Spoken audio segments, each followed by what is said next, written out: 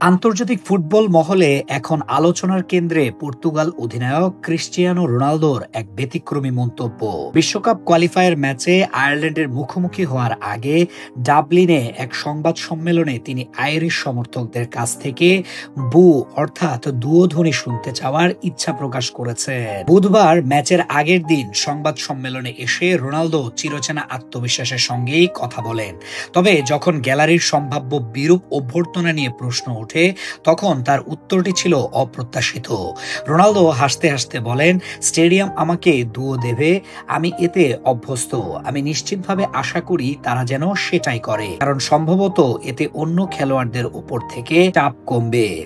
৩৮ বছর বয়সী এই কিংবদন্তি তারকা বোঝাতে চেয়েছেন যে প্রতিপক্ষ দলের সমর্থকরা যদি তার দিকেই তাদের মনোযোগ এবং নেতিবাচক শক্তি কেন্দ্রীভূত করে, তবে পর্তুগালের তরুণ খেলোয়াড়রা চাপ মুক্ত হয়ে নিজেদের সেরাটা দিতে পারবে। এটি রোনালদোর মানসিক দৃঢ়তা এবং দলকে রক্ষার এক কৌশল হিসেবেই দেখছেন বিশ্লেষকরা।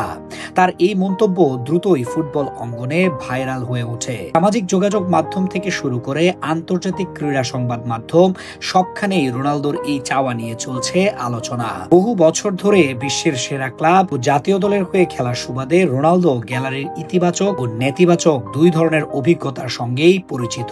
তাই প্রতিপক্ষের দুয়োধ্বনিকে তিনি চাপের উৎস না মেনে বরং এটিকে নিজের দলের জন্য সুবিধাজনক অবস্থানে পরিণত করার চেষ্টা করেছেন। এই মন্তব্য শুধু আলোচনার জন্মই দেয়নি, বরং আজকের ম্যাচে আইরিশ সমর্থকরা রোনালদোর চাওয়া পূরণ করে তাকে দুয়ো দেবেন, নাকি তার ব্যতিক্রমী আত্মবিশ্বাসকে সম্মান জানিয়ে চুপ থাকবেন, সেটিও এখন দেখার বিষয়। তবে রোনালদোর এই কৌশল নিঃসন্দেহে তার অভিজ্ঞ নেতৃত্বের আরেকটি উদাহরণ তৈরি করলো।